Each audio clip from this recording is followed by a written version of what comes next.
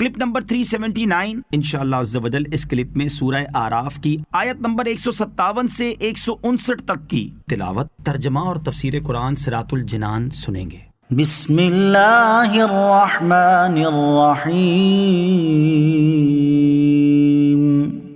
اللہ کے نام سے شروع جو نہایت مہربان رحمت والا ہے۔ الذين يتبعون الرسول النبي الأمي الذي يجدونه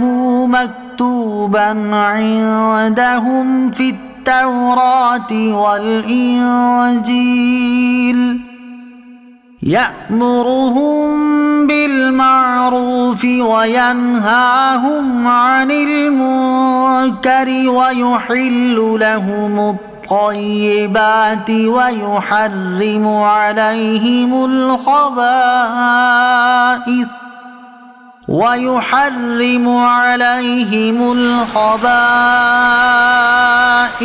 ويضع عنهم إصرهم والأغلال التي كانت عليهم فالذين آمنوا به وعزروه ونصروه واتبعوا النور الذي أنزل معه أولئك هم المفلحون۔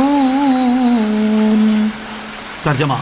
وہ جو اس رسول کی اتباع کریں جو غیب کی خبریں دینے والے ہیں، جو کسی سے پڑھے ہوئے نہیں ہیں، جسے یہ اہل کتاب اپنے پاس تورات اور انجیل میں لکھا ہوا پاتے ہیں، وہ انہیں نیکی کا حکم دیتے ہیں اور انہیں برائی سے منع کرتے ہیں، اور ان کے لیے پاکیزہ چیزیں حلال فرماتے ہیں اور گندی چیزیں ان پر حرام کرتے ہیں، اور ان کے اوپر سے وہ بوجھ اور قیدیں اتارتے ہیں جو ان پر تھیں۔ تو وہ لوگ جو اس نبی پر ایمان لائیں اور اس کی تعظیم کریں اور اس کی مدد کریں اور اس نور کی پیروی کریں جو اس کے ساتھ نازل کیا گیا، تو وہی لوگ فلاح پانے والے ہیں۔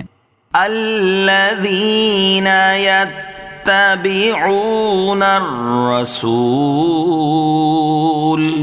وہ جو رسول کی غلامی کرتے ہیں۔ مفسرین کا اس بات پر اجماع ہے کہ اس آیت میں رسول سے سرکار دو عالم صلی اللہ تعالی علیہ وآلہ وسلم مراد ہیں۔ آیت میں تاجدار رسالت صلی اللہ تعالی علیہ وسلم کا ذکر وصف رسالت سے فرمایا گیا، کیونکہ آپ اللہ عز و جل اور اس کی مخلوق کے درمیان واسطہ ہیں، رسالت کے فرائض ادا فرماتے ہیں، اللہ تعالیٰ کے اوامر و نواہی، شرائع و احکام اس کے بندوں کو پہنچاتے ہیں۔ وَيُحِلُّ لَهُمُ الطَّيِّبَاتِ، اور ان کے لیے پاکیزہ چیزیں حلال فرماتے ہیں، یعنی جو حلال و طیب چیزیں بنی اسرائیل پر ان کی نافرمانی کی وجہ سے حرام ہو گئی تھیں، نبی اکرم صلی اللہ تعالی علیہ وآلہ وسلم انہیں حلال فرما دیں گے اور بہت سی خبیث و گندی چیزوں کو حرام کریں گے۔ وَيَضَعُ عَنْهُمْ إِصْرَهُمْ وَالْأَغْلَالَ الَّتِي كَانَتْ عَلَيْهِمْ، اور ان کے اوپر سے وہ بوجھ اور قیدیں اتارتے ہیں جو ان پر تھیں۔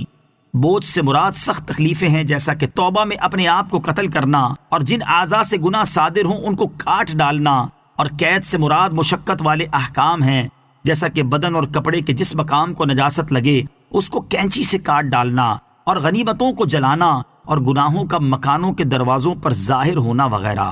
وَعَزَّرُوهُ وَنَصَرُوهُ، اور اس کی تعظیم کریں اور اس کی مدد کریں۔ اس سے معلوم ہوا کہ حضور اقدس صلی اللہ تعالیٰ علیہ وآلہ وسلم کی تعظیم اعتقادی، عملی، قولی، فعلی، ظاہری، باطنی ہر طرح لازم ہے، بلکہ رکن ایمان ہے۔ وَاتَّبَعُوا النُّورَ، اور نور کی پیروی کریں۔ اس نور سے قرآن شریف مراد ہے، جس سے مومن کا دل روشن ہوتا ہے اور شک و جہالت کی تاریکیاں دور ہوتی ہیں اور علم و یقین کی ضیاء پھیلتی ہے۔ اولئک هم المفلحون،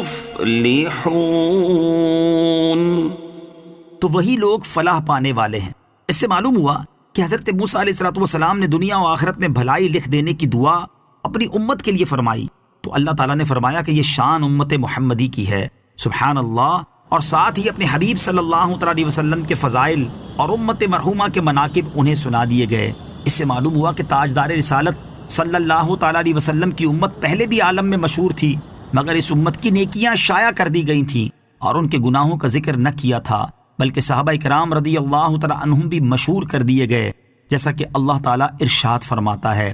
ذَلِكَ مَثَلُهُمْ فِي التَّوْرَاةِ وَمَثَلُهُمْ فِي الْإِنْجِيلِ۔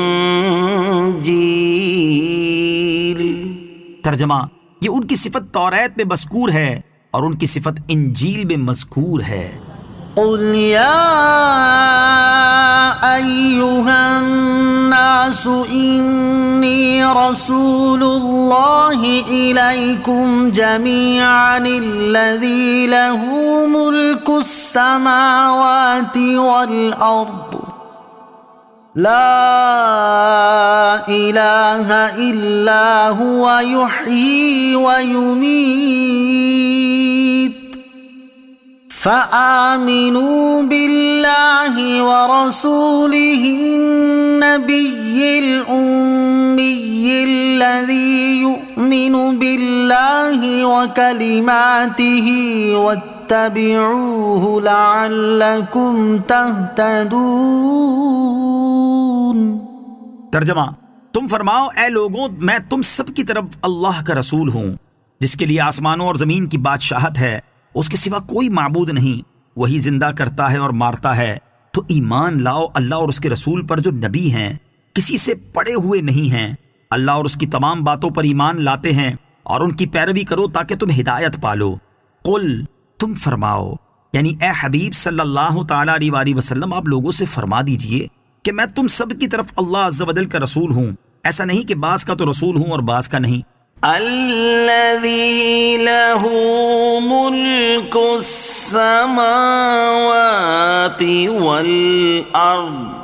جس کے لیے آسمانوں اور زمین کی بادشاہت ہے۔ اس آیت کی ابتدا میں اللہ تعالیٰ نے اپنے حبیب صلی اللہ تعالیٰ علیہ وسلم کو حکم دیا کہ آپ لوگوں سے فرما دیں کہ میں تم سب کی طرف اللہ عز و جل کا رسول ہوں، اور اب ان کے دعوے کے درست ہونے کی دلیل بیان کی جا رہی ہے کہ جس خدا کے لیے آسمانوں اور زمین کی بادشاہت ہے اور وہ ان کی تدبیر فرمانے والا اور ان کے تمام امور کا مالک ہے، اسی نے مجھے تمہاری طرف بھیجا ہے اور مجھے حکم دیا ہے کہ میں تم سے کہوں میں تم سب کی طرف اللہ تعالیٰ کا رسول ہوں، اور اللہ تعالیٰ کے سوا کوئی عبادت کے لائق نہیں، اور وہ اپنی مخلوق کو زندہ کرنے اور انہیں موت دینے پر قدرت رکھتا ہے، اور جس کی ایسی شان ہو تو وہ اس بات پر بھی قادر ہے کہ وہ اپنی مخلوق کی طرف کسی رسول کو بھیج دے۔ تو تم اللہ تعالیٰ پر اور اس کے رسول محمد مصطفیٰ صلی اللہ تعالیٰ علیہ وسلم پر ایمان لاؤ، جن کی شان یہ ہے کہ وہ نبی ہیں، کسی سے پڑے ہوئے نہیں ہیں، اللہ تعالیٰ اور اس کی تمام باتوں پر ایمان لاتے ہیں، اور اے لوگو، تم ان کی غلامی اختیار کر لو، اور وہ تمہیں جس کام کا حکم دیں اسے کرو، اور جس سے منع فرمائیں اس سے باز آ جاؤ،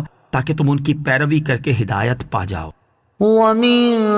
قَوْمِ مُوسَىٰ أُمَّةٌ يَهْدُونَ بِالْحَقِّ وَبِهِ يَعْدِلُونَ۔ ترجمہ، اور موسیٰ کی قوم سے ایک گروہ وہ ہے جو حق کی راہ بتاتا ہے اور اسی کے مطابق انصاف کرتا ہے۔ وَمِن قَوْمِ مُوسَىٰ أُمَّةٌ،